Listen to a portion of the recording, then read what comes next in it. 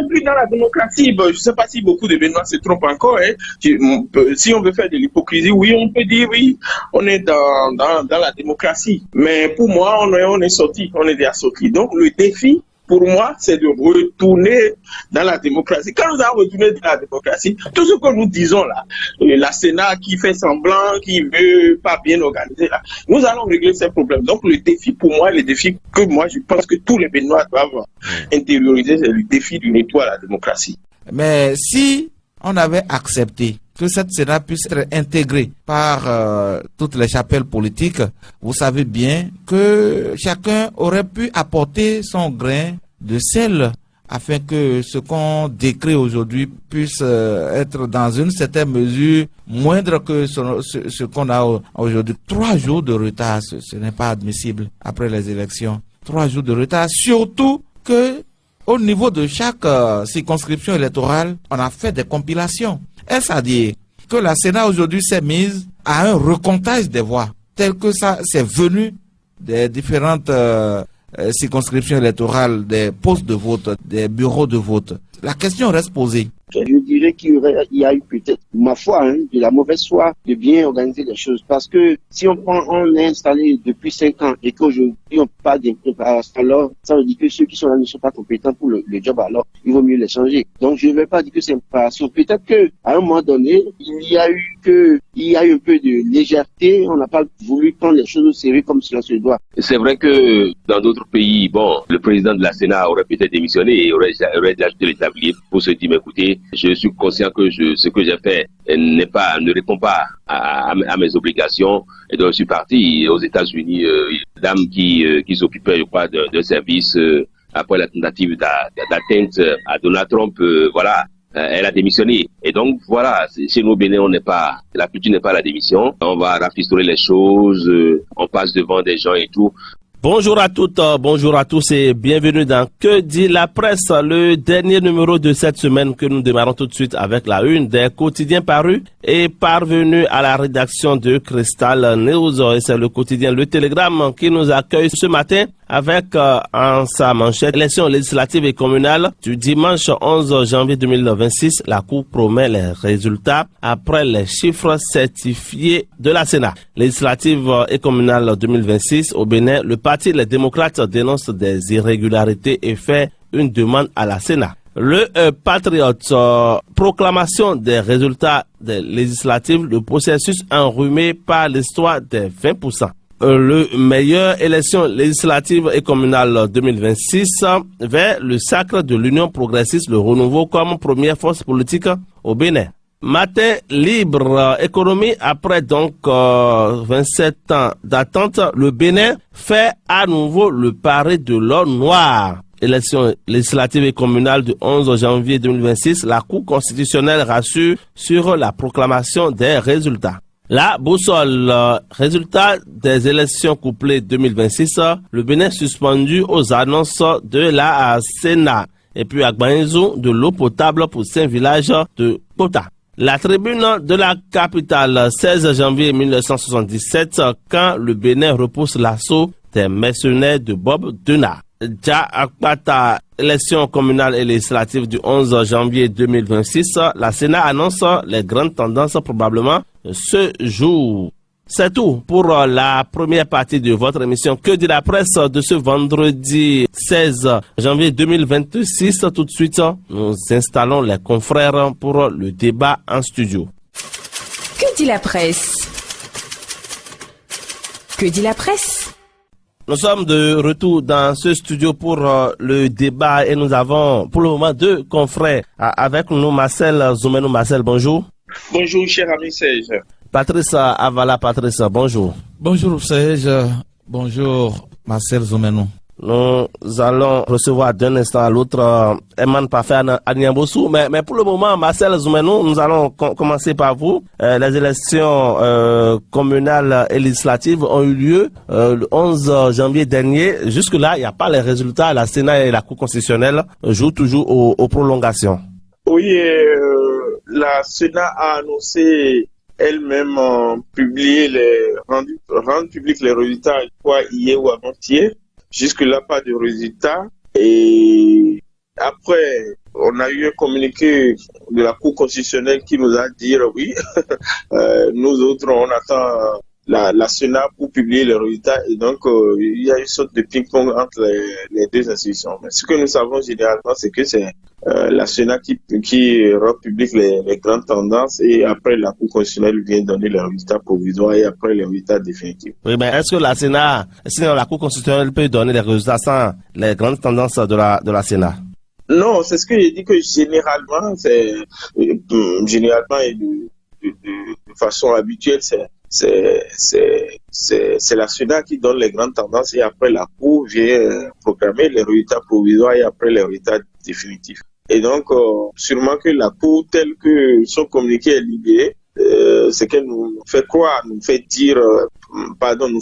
qu'elle attend la Sénat qui, elle est en train de tergiverser depuis, annonce elle-même un jour, après on se rend compte qu'elle n'arrive pas à donner. Qu'est-ce qui se passe? Beaucoup de gens font des spéculations, est-ce qu'il n'y a pas des choses, des manigances qui se passent à l'interne? C'est difficile de confirmer tout ça là aujourd'hui, mais on sent visiblement de loin qu'il y a un problème. Et le problème d'ailleurs, vous avez bien constaté que la Sénat, malgré les assurances qu'elle nous a données pendant la période préélectorale, on n'a pas pu avoir le jour du scrutin puisqu'on a eu des retards records, des retards qu'on n'a jamais eu depuis 91. Et maintenant, pour la proclamation, on se rend compte effectivement qu'il y a encore d'autres problèmes à régler.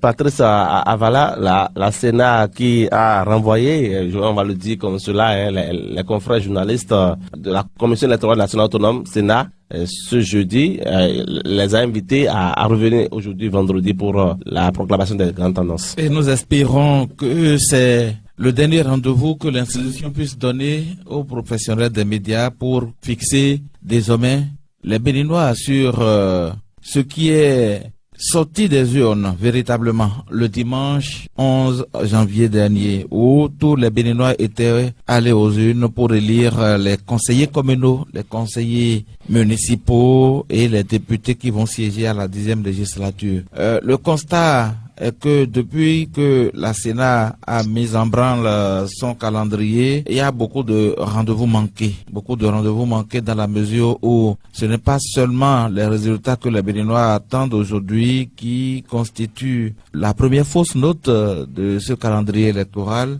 Il est prévu pour être annoncé les 12 et 13 janvier. Aujourd'hui, nous sommes déjà le 16 janvier. C'est nos 3 jours de retard et l'opinion se demande qu'est-ce qui se passe réellement au niveau de cette institution. Puisque c'est elle-même qui a donné le calendrier électoral, il n'est pas normal qu'on puisse avoir ce temps de retard. C'est vrai, on peut avoir de retard, mais jusqu'à 3 jours déjà. Bon, nous sommes vendredi, nous espérons quand même que ce retard puisse terminer aujourd'hui afin que tous ceux qui sont allés aux urnes le dimanche, les partis politiques qui étaient en confrontation dans les urnes puissent se fixer parce que chacun va de sa publication et les partis, les uns guettant les autres et les uns surfant sur une certaine compilation que ils ont à leur niveau, oubliant même que c'est la Sénat qui est la seule institution à même de donner les résultats provisoires. Et c'est à la Cour qu'il appartient de fixer définitivement les Béninois, afin que ceux qui ont des recours à porter dans telle zone ou telle autre zone puissent maintenant aller au niveau de la Cour pour se prononcer. Mais pour l'heure, personne. Même la Cour, vous avez vu ce communiqué qui a été diffusé ce jeudi pour dire que en réalité, nous sommes presque prêts. La Cour est prête. Et c'est au niveau de la Sénat qu'on attend, qu'on continue toujours d'attendre. Et nous espérons quand même que, comme à leur habitude, on n'aura pas des résultats, sinon les grandes tendances dans la nuit profonde, comme plusieurs autres rendez-vous déjà. Marcel Zoumano, on a l'impression que la Cour constitutionnelle elle-même viole sa propre loi. Oui, en fait, lorsque vous suivez le fonctionnement des institutions impliquées dans l'organisation des élections, on a l'impression que, en fait, c'est mon impression. On a l'impression qu'elles ne sont pas si souveraines que ça, et que toutes les actions qu'elles posent sont des actions qui sont téléguidées. On a des temps de tergiversation, on a des glissements sur le calendrier, on a des tâtonnements qui ne ressemblent pas aux institutions républicaines. Et donc, ce n'est pas que la Cour constitutionnelle, on vient de parler de la Sénat, et donc toutes ces institutions, au finish, fonctionnent ou agissent au gré d'intérêts qu'on ne maîtrise pas forcément. Donc, pour moi, le vrai problème qui se pose au niveau de ces institutions, c'est leur capacité à être, d'abord, à être autonome, mais à être totalement transparent dans leur processus, dans leurs actes qu'ils posent pour l'organisation, mais aussi la gestion du contentieux électoral. Et sur ce coup-là, que ce soit la Sénat, que ce soit la Cour constitutionnelle, aucune des institutions ne donne des garanties, des assurances de transparence dans les actes qu'ils posent. Et c'est cela que moi je constate de loin. Oui, Patrice, vous êtes d'accord avec Martial sur la souveraineté des institutions désormais? Oui, on a l'impression quand même, on a l'impression que ces institutions qui sont impliquées dans les élections couplées de dimanche ne sont véritablement pas autonomes. On a l'impression parce que ce sont elles qui ont communiqué des calendriers pour l'opinion publique. Ce que l'opinion n'a pas demandé, mais c'est ce qui est normal qu'elles ont eu à faire. Quand c'est comme ça, oui, nous avons fait de calendrier, on a fait de programmation, on a dit que telle chose allait se passer telle date et que telle autre allait se passer à telle autre date.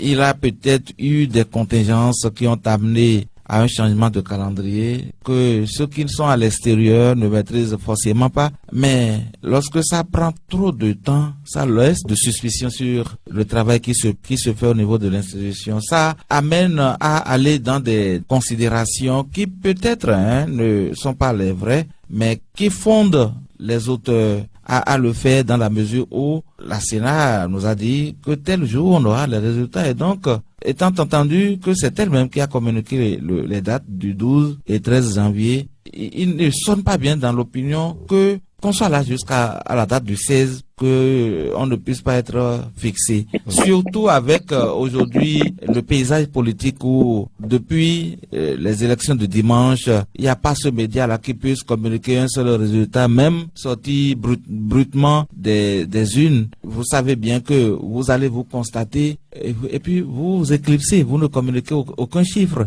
Et donc personne n'a de chiffre à la date d'aujourd'hui. Il n'y a que les formations politiques qui aient fait leur compilation, qui ne sont forcément pas vraies, parce que je ne peux pas faire une compilation et ne pas tirer le drap de mon côté. Bien que j'ai la vérité des unes, chacun se met à dire, bon ben c'est moi qui ai gagné, c'est tel autre qui a fait tel autre.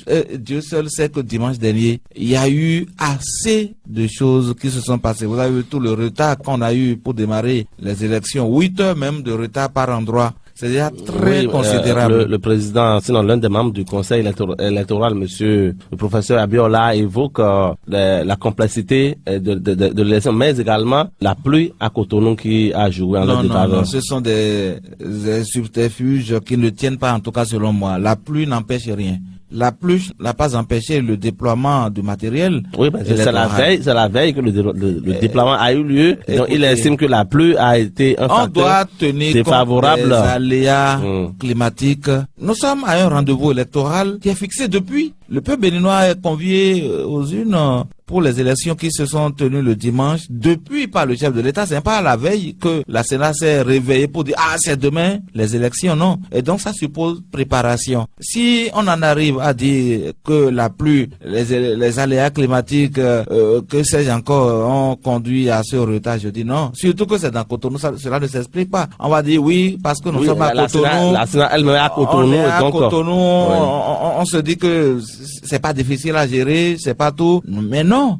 Cotonou peut être considéré comme Karimama, peut être considéré comme Tchoumi, peut être considéré comme n'importe quelle zone, Comme ça que disait lui. n'importe quelle circonscription électorale et le matériel déployé régulièrement. Cotonou, il n'y a pas de commissariat où on peut garder le matériel sensible. Il n'y en a pas. À Porto-Novo, il n'y en a pas, puisqu'il y a de retard également à Porto-Novo. Les commissariats sont partout aujourd'hui dans tous les arrondissements et donc on peut faire garder les matériels électoraux au niveau de ces commissariats-là comme on en avait l'habitude. Et si la Sénat fait l'option de garder sur elle certains matériels parce que les zones sont proches, on a constaté les dégâts, elles ont aussi constaté. Elles connaissaient la complexité de cette élection. Elles savaient bien que ce sont les communales. Elles savaient bien que ce sont les législatives. Et les deux combinés, c'est du travail. Mais bon, je ne sais pas de quoi est-on surpris pour dire que oui, il y a eu complexité électorale. Ça ne tient pas, en tout cas pas devant moi. Ça ne justifie vraiment pas. Marcel, la Cour constitutionnelle évoque comme raison pour la prolongation la complexité, n'est-ce pas, de ce scrutin, les deux élections étant couplées. C'est presque jamais venu au Bénin. Non, c'est pas vrai. C'est pas vrai. Vous êtes journaliste, vous avez suivi le parcours politique de notre pays. Et tout cela, c'est pas vrai. On a bien organisé, on a couplé deux élections. On a couplé les locales et les communales en 2015, si je ne me trompe. Et donc, dire que c'est la première fois qu'on organise des élections couplées, c'est pas vrai. Ça, c'est pas vrai. Maintenant, sur les raisons avancées par la Sénat, je dirais la même chose que mon confrère Patrice. C'est pas des arguments. Moi, je pense que c'est des subterfuges et c'est des arguments politiques. Vous vous rappelez, pendant les années Kérékou ou les années Boni Yahi, quand on parle de retard, quand on entend parler de retard, c'est 30 minutes, 1 heure. Et ces retards-là, vous les entendez dans les contrées reculées du nord du Bénin. Vous entendez ça dans des communes éloignées, des communes comme les Tegbana, les Banikwara, où les gens ont réellement des difficultés d'accès. Mais maintenant, après avoir gagné de l'expérience, aujourd'hui on parle de la Sénat professionnelle, conduite par des gens qui ont acquis de l'expérience. Et qu'après tout cela, maintenant, on nous dise que même dans Cotonou, où on a des bureaux de vote qui sont à 15 minutes, 20 minutes, 30 minutes du siège de la Sénat, qu'on a des retards de 8 heures, il faut qu'on ait le courage de dire qu'il y a un recul et que ce recul n'est pas explicable. Sauf pas des arguments politiques, moi il faut qu'on ait le courage de dire la vérité. Ce n'est pas possible. On n'a jamais entendu ce genre de choses. Mais c'est vraiment ce que notre pays est devenu aujourd'hui. C'est-à-dire tout ce qui, dans un autre temps, était d'une extrême gravité, on gère ça avec banalité. On dit oui, bon, on explique ça banalement et ça passe. Parce qu'il n'y a pas de voie de contradiction ou de contestation, ça n'existe plus dans le pays. Je suis presque sûr que si c'était sous le président Kérékou, sous le président Yahi, un retard de 8 heures, de 7 heures, pour ouvrir un bureau de vote qui est à Cotonou, allait susciter un tollé général. Mais aujourd'hui, ça passe presque inaperçu parce que tout le monde s'étonne de voir ce que notre pays est aujourd'hui, mais personne n'a la capacité de réagir, de contester. Et donc tout le monde applaudit, et puis bon, on est dans l'applaudissement, le Bénin se développe, et puis tout va bien, tout se passe très bien au Bénin, l'élection a été parfaite, même si on a des retards de 8 heures à Cotonou. Moi, je suis vraiment peiné de dire que c'est un grand recul venant de la Sénat, c'est un vrai recul, on doit avoir le courage de le dire.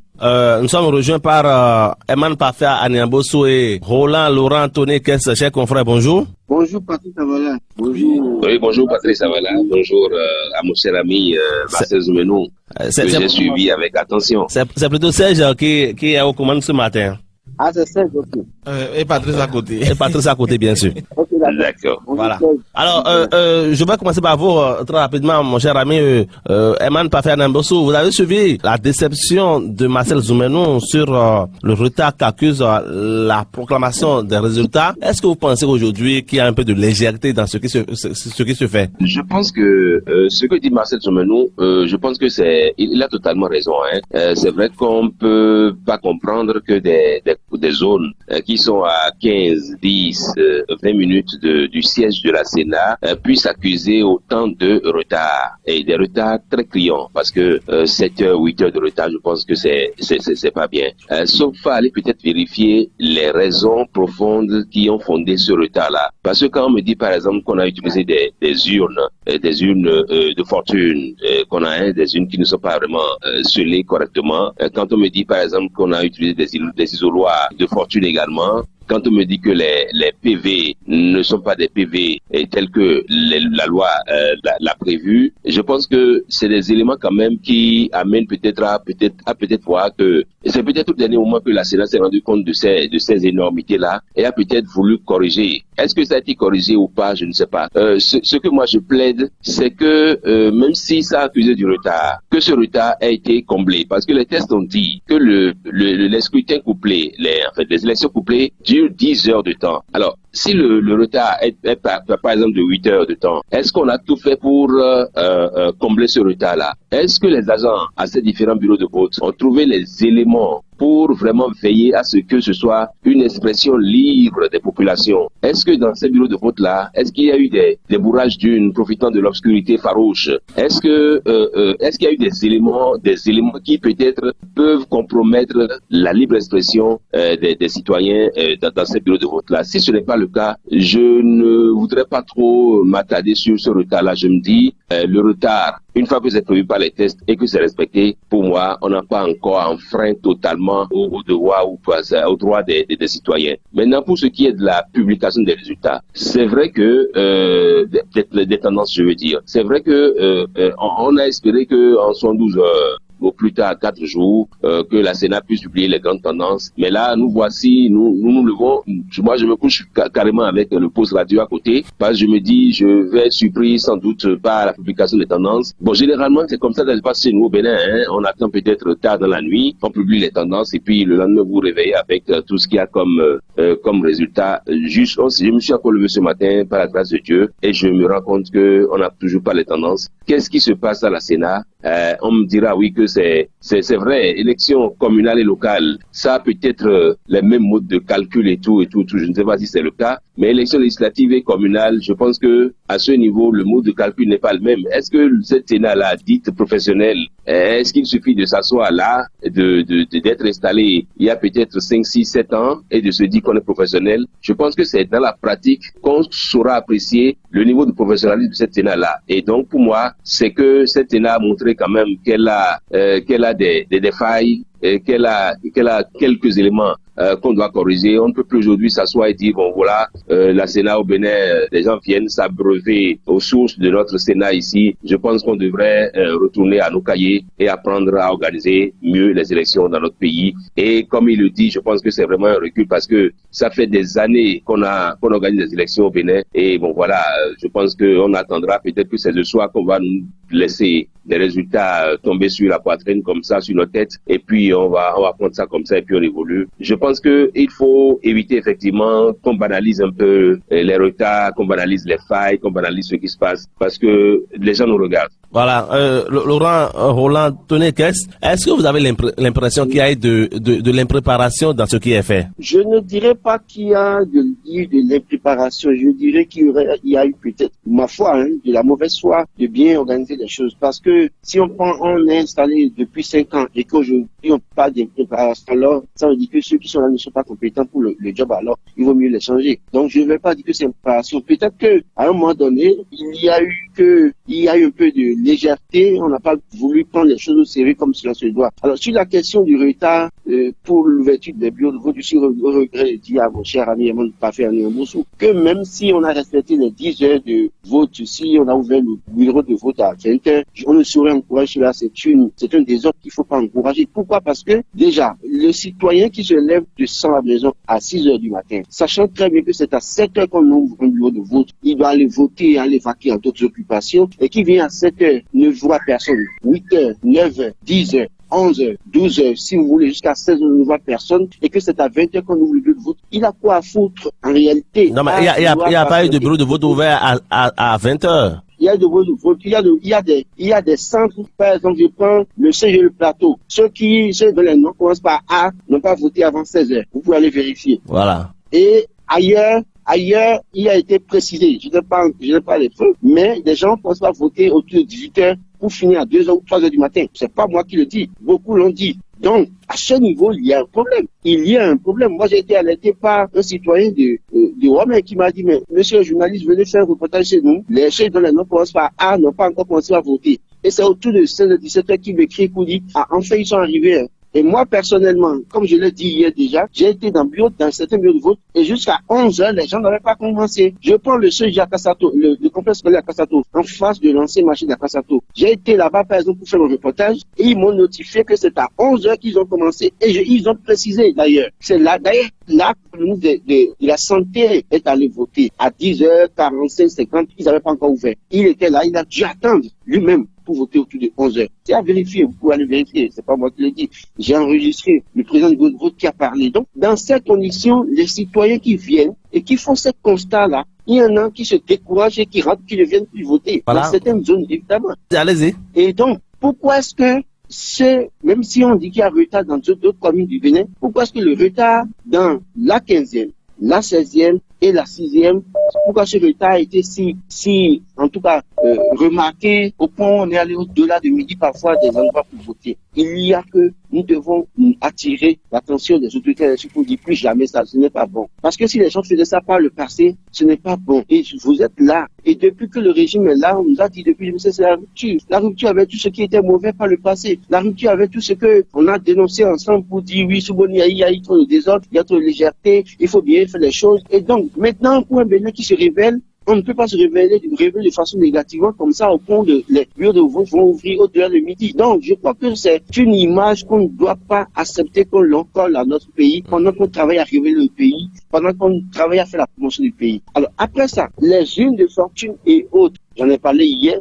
Moi, j'ai vu des unes de fortune. J'ai fait les photos. Et ce dont je parle, parce que j'ai vu et c'est parce que j'ai les informations que j'en parle. Au complexe scolaire à Kassato, dont j'ai parlé tout à l'heure, j'ai vu une de fortune, pardon, pas une, isoleur de fortune, où on a pris un sachet déchiré pour couvrir l'isoloir. Où j'ai vu deux isoloirs, où c'est les dames dans les bureaux de vote qui ont dû couvrir les isoloirs avec leur paille. Il y a un problème. Pour une Sénat qui se professionnalise, on ne peut plus avoir de telles images. Il y a des endroits où vous allez là-bas, écoutez, les gens ont du mal, les gens votent, mais c'est-à-dire, vous, quand vous rentrez dans l'isoloir, quelqu'un qui est derrière vous voit tout ce que vous faites. Et il y a des choses qu'il faut améliorer. Voilà, Patrice Avala. Laurent, permettez que nous allons vers Patrice Avala un instant, rapidement, avant de revenir à vous. D'accord. Patrice, on a l'impression aujourd'hui que on a constaté un recul de plus de 20 ans avec l'organisation de ces élections. Rien n'est allé, il y a eu du cafouillage totalement. Est-ce que c'est l'inexpérience de cette Sénat de ne pas être capable, n'est-ce pas, d'organiser les élections couplées et qui est mise en cause? Qu'elle soit couplée ou non, une élection reste une élection. La Sénat version Saka Lafia n'est pas à son premier essai d'élection, d'organisation d'élections au Bénin. C'est cette Sénat qui a organisé les élections présidentielles, la présidentielle qui a permis le renouvellement de mandat du président Patrice Talon. Et donc, c'est une Sénat qui a acquis de l'expérience, même si ce n'est pas ce que nous appelons élection couplée. Et donc, ils savent bien que les élections sont des rendez-vous auxquels on ne déroge pas dans une certaine mesure, dans certaines exploitations. Vous voyez que c'est peut-être quelqu'un qui a voulu être le seul à l'action en mettant tout ce qu'il y a comme travaux à son actif, en voulant tout faire parce que on a peur de l'autre. Encore que cette Sénat, on a de tout temps dénoncé l'absence de l'opposition. C'est une Sénat qui a été installée au moment où le Parlement était monocolore. Oui, mais il y a FCBE, il y a un membre de FCBE qui, non, écoutez, ne parlez pas de FCBE. Qui est au niveau de cette Sénat. Vous savez bien qu'en parlant de FCBE, il y a à redire, on va pas aller dans ce débat-là avec la FCBE. Oui, la FCBE qui a eu son parrainage pour être candidat à la présidentielle prochaine chez la mouvance et donc vous comprenez qu'il s'agit du prolongement de la mouvance qui est la FCBE. La FCBE n'est pas forcément de l'opposition et encore que on parle d'opposition modérée. On va parler sur ce chemin. C'est une Sénat qui a été réclamée par les démocrates qui, qu'on le veuille ou non, constitue la force politique de l'opposition aujourd'hui qui est la plus représentée dans l'Assemblée nationale avec ses 28 députés. Vous parlez de la FCBE qui a combien de députés à l'Assemblée nationale? Oui. Combien de maires à son actif dans les 77 que nous en avons? Combien de conseillers communaux? Et donc, c'est un parti qui joue son rôle dans la République. On le lui concède. Mais si on avait accepté que cette Sénat puisse être intégrée par toutes les chapelles politiques, vous savez bien que chacun aurait pu apporter son grain de sel afin que ce qu'on décrit aujourd'hui puisse être dans une certaine mesure moindre que ce qu'on a aujourd'hui. 3 jours de retard, ce n'est pas admissible après les élections. 3 jours de retard, surtout que au niveau de chaque circonscription électorale, on a fait des compilations. Est-ce à dire que la Sénat aujourd'hui s'est mise à un recomptage des voix, tel que ça c'est venu des différentes circonscriptions électorales, des postes de vote, des bureaux de vote. La question reste posée. Parce que quand ça prend ainsi de temps, c'est comme si c'est un recommencement que la Sénat a eu à faire pour être fondée à donner des tendances qui respectent ce qui sort des urnes. Vous allez constater tout à l'heure quand elle va donner les résultats et ça ne va pas être du goût d'un parti politique. Allez, les réactions vont commencer. Bon, je ne sais pas s'il y aura de réactions parce qu'aujourd'hui le Béninois est habitué à l'immobilisme, à regarder et rien qu'à regarder seulement. Et donc, peut-être qu'il y aura des gens qui vont donner de la voix pour dire ils ne sont pas d'accord. Vous avez vu en 2021, tout ce qu'on a décrié pour la présidentielle et pourtant, les gens se sont refusés d'aller porter des recours au niveau de la Cour constitutionnelle. Et donc, ce n'est pas aujourd'hui que ça va nous étonner. Cette Sénat, on ne dira pas qu'elle n'a pas acquis de l'expérience, non. Elle a acquis de l'expérience, elle a les potentialités qu'il faut pour mieux organiser une élection. Mais à l'interne, il doit y avoir quelque chose qui se passe et les Béninois ont besoin d'explications. Marcel Zoumenou va maintenant voir les perspectives par rapport à cette Sénat et à l'organisation des élections couplées.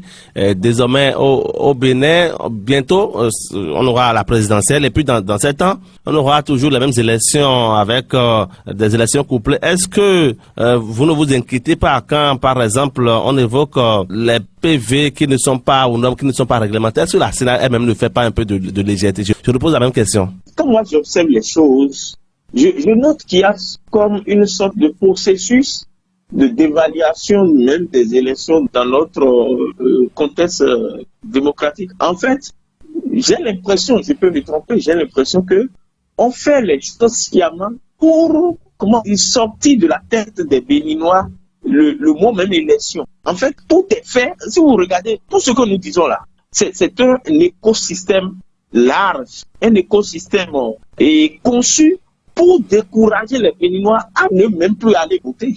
J'ai l'impression, et je peux me tromper également, j'ai l'impression que on est en train de réfléchir à un système où, pour désigner désormais les responsables politiques, on n'a plus besoin d'aller dans une élection pour les désigner. Et donc, tout est fait pour que les Béninois se découragent totalement de ça. Je continue de vous dire, on ne peut pas nous dire qu'à Cotonou, on commence des élections 8 heures après. On ne peut pas nous dire que dans des contrées comme à Kassato, qui sont quand même pas si périphériques que ça, qui sont pas très loin du centre-ville, qu'on ait encore des isoloirs de fortune tels qu'il a décrit là. C'est pas possible. Et je vous dis, et moi, c'est ma religion, on est en train de concevoir un système où les Béninois, on veut les faire oublier les élections. Oui, Marcel, peut-être qu'on n'avait pas assez d'isoloirs. Non, on ne peut pas continuer à dire ces choses. Cher ami, on ne peut pas continuer à dire ça parce qu'on est en train d'organiser les élections depuis 91. Et c'est la Sénat qui... Et c'est la Sénat. On a beaucoup progressé dans l'organisation des élections. Jusqu'en 2016, on a beaucoup progressé.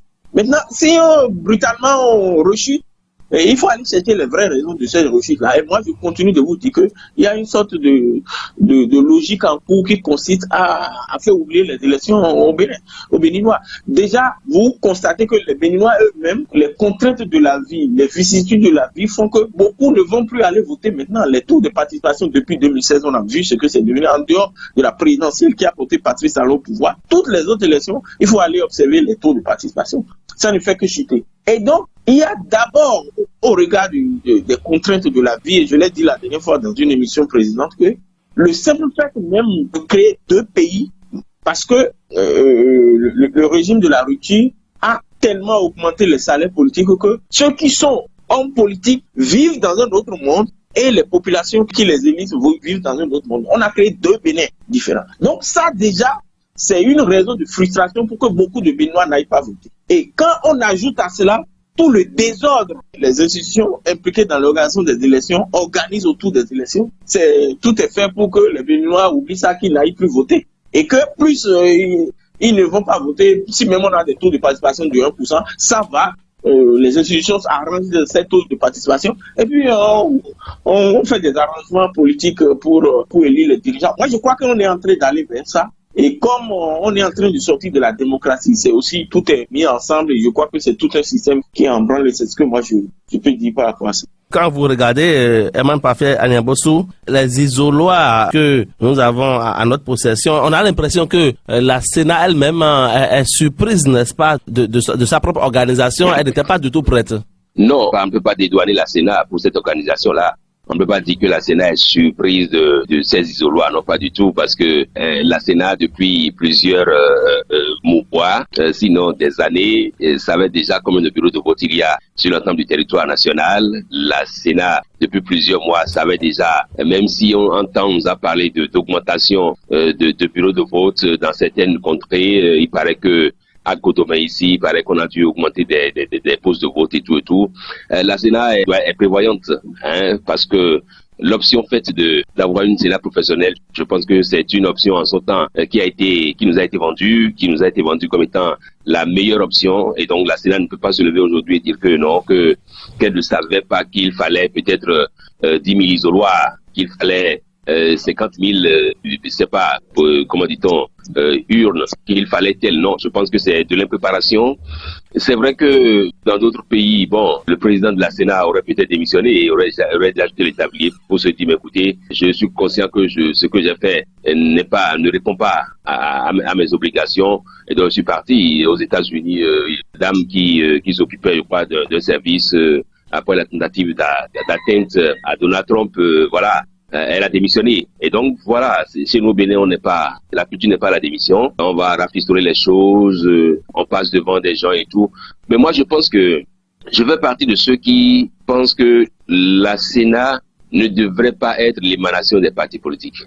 Je le dis comme ça, c'est peut-être une vue étriquée de mon petit esprit. Mais je pense que la Sénat ne devrait pas, ou alors quand les partis ont fini de désigner leurs représentants à la Sénat, qu'on devrait leur faire prêter serment et leur dire qu'ils ne sont plus membres de ces partis et qu'ils ne sont plus redevables à ces partis-là.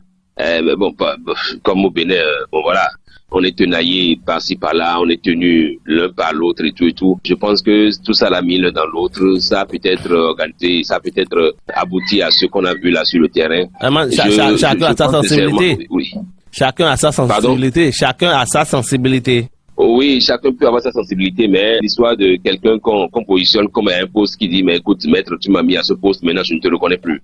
De sorte que c'est quand même bizarre. Si on a décidé, entre-temps, n'oubliez pas que c'est le ministère de l'Intérieur qui organise les élections. Après, on a jugé utile de confier ça à des sénats, des membres qui sont désignés. Après, on a fait l'option d'une Sénat professionnelle et nous voici encore dans les mêmes travers. Je pense que ça ne va pas. Ça ne va pas. Est-ce que c'est lié à tout ce qui a concouru à l'organisation des élections? Est-ce que c'est également la suite logique de ce qu'on a vu, ce qui est des listes de retenues? Franchement, je dis, la Sénat n'a pas d'excuses. Et depuis longtemps, la Sénat devrait déjà, à défaut de s'excuser publiquement, la Sénat devrait déjà faire une sortie officielle pour nous dire ce qui ne va pas. Mais bon, malheureusement, on va tout banaliser et puis bon, on passera à autre chose. Voilà. Oui, Roland Laurent Tonekes, la Sénat quand même trouve des éléments pour se justifier. Je le disais tout à l'heure, il parlait, n'est-ce pas, de la complexité de ces élections à la Cour constitutionnelle, elle également. Mais est-ce que vous ne pensez pas que pour les prochaines fois, on devrait être beaucoup plus regardant dans l'organisation pour ne pas être surpris? Cette affaire de voir la complexité de cette élection reconnue dont vous parlez par la Sénat, dont par la Sénat, dont par la Cour constitutionnelle, c'est une fuite en avant pour ne pas reconnaître son tort, en tout cas une fuite de responsabilité. Parce que oui, vous avez eu plusieurs années et je crois que je rejoins un peu, en partie, Emmanuel Parfait Anyamboussou qui dit qu'en réalité la Sénat ne devait pas être l'émanation des partis politiques. Parce que quand vous regardez un peu le fonctionnement, comment est-ce que les élections sont organisées depuis plusieurs années dans notre pays désormais, vous vous rappelez cette affaire de faute mineure, faute majeure également. Et vous vous rappelez aussi, maintenant vous voyez un peu ce qui s'est passé cette année, alors qu'on a mis plusieurs années à organiser les élections, on a eu un budget, tout ça là, sans débat, tout est passé comme une lettre à la poste. Et aujourd'hui, on vient nous parler de complexité, alors qu'on n'avait pas parlé de complexité, on nous a parlé du Sénat professionnel, et qu'on nous a rassuré tout le temps, et qu'aujourd'hui il y a des quoi quelqu'un veuille nous rappeler mais que c'est une complexité de l'élection, donc c'est une fuite de responsabilité. Il faut que les gens assument parfois pour dire oui, nous avons failli, nous avons mal organisé.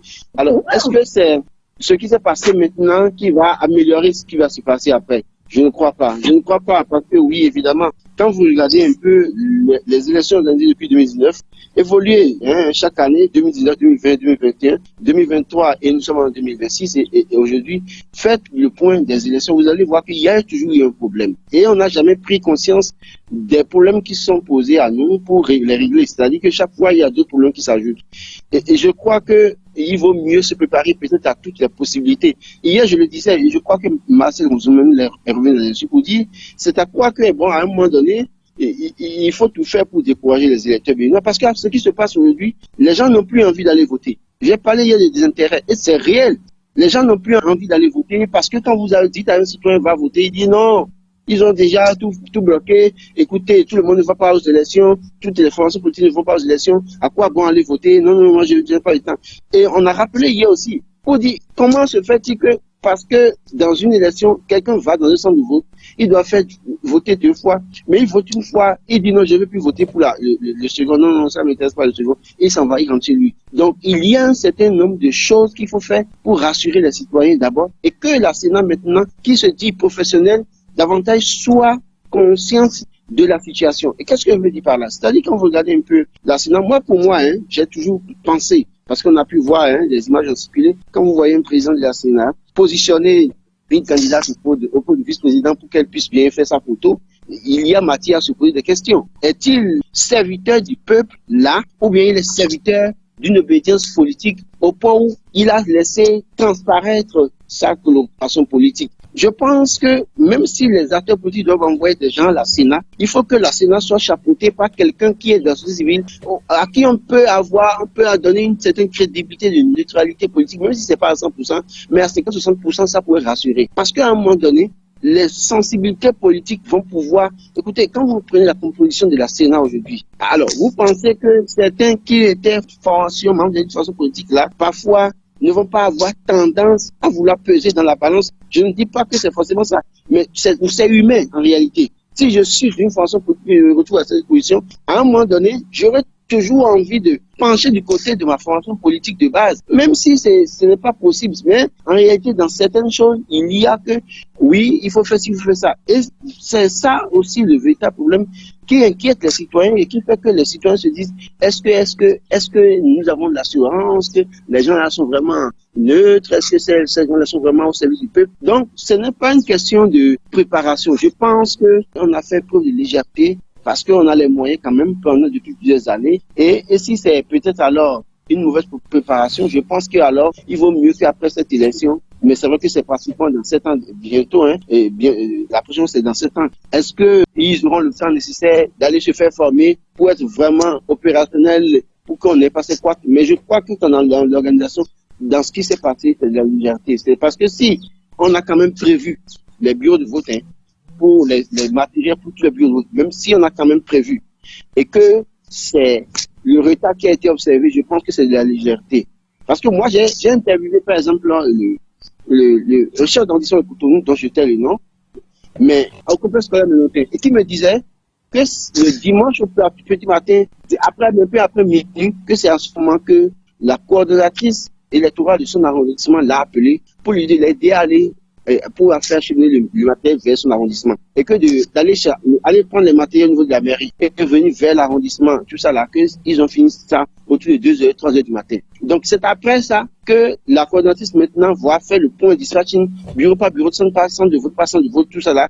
Et tout ça là aurait joué. Et que lui, étant de la mouvance bien sûr, là, il a dit qu'il est très peiné. Il est très peiné. Moi, je l'ai enregistré.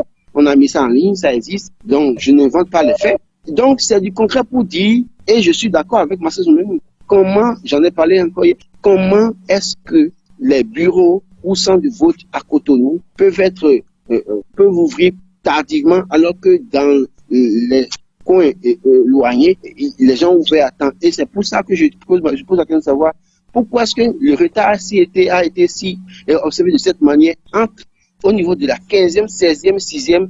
Allons peut-être chercher à comprendre, questionnons les acteurs.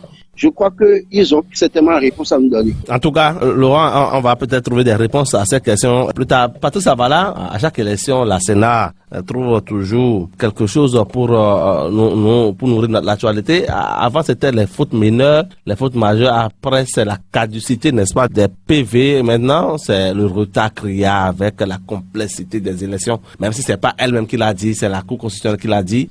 Ça pose quand même un problème sur la conscience, n'est-ce pas, de ceux-là qui gèrent ces institutions. Et pourtant, nous avons une institution permanente. Et donc, les hommes qui la composent sont là depuis des années. Devront, en principe, acquérir de l'expérience parce que tout est assis là, sur l'expérience. Vous avez organisé telle élection.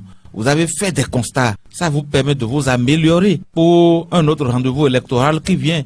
Mais ceci s'annonce comme ce qui n'a pas été du tout préparé. Et vous avez constaté tout ce que nous avons dit là. Et ça, c'est de nos petits constats que nous avons eu à faire. Allez-y voir là où il n'y a même pas eu quelqu'un pour dire, bon, ça c'est pas bon ce que vous faites là. Ça c'est pas bon, ça c'est pas bon. Allez-y constater ce qui a été fait. Oui, on dit la perfection n'est pas de ce monde. Tout ce que l'homme fait, on peut encore pas faire. D'accord. Mais une élection, ce n'est pas de l'amusement. Ça se prépare. On a dit une Sénat permanente et donc on savait bien dans tel centre de vote, qu'est-ce qui est prévu comme poste de vote. On sait bien ça. Et alors, il faut faire une prévision par rapport à ça. Tel nombre d'urnes.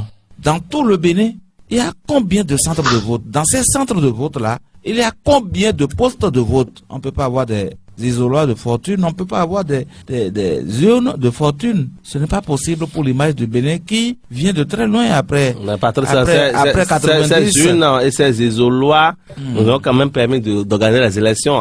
Oui, mais vous ne savez pas ce qui s'est passé après que les électeurs aient fini de voter. Parce que les urnes vont dormir quelque part. Et on sait ce qui se passe. On sait bien ce qui se passe. On a vu un député dans une vidéo dans ce pays dire qu'il en a cacheté assez. Mais ça, c'est il y a longtemps, ça. Il y a longtemps, mais c'est au Bénin, ça s'est passé. Et ça ne signifie pas que parce que c'est passé il y a longtemps, que c'est fini aujourd'hui. Tout ce qui s'est passé dimanche avec cette élection, Dieu seul est témoin et pourra dire. Nous ne sommes pas témoins, nous ne pourrons pas dire. Vous avez constaté chez vous, bon, nous sommes tous deux dans la même localité, qu'il y a vote multiple. Il y a vote multiple, on en a attrapé. Il se trouve actuellement au commissariat de notre arrondissement. Vous voyez qu'il y a eu assez de choses et donc, c'est vrai, nous allons féliciter l'institution parce qu'elle a pu organiser.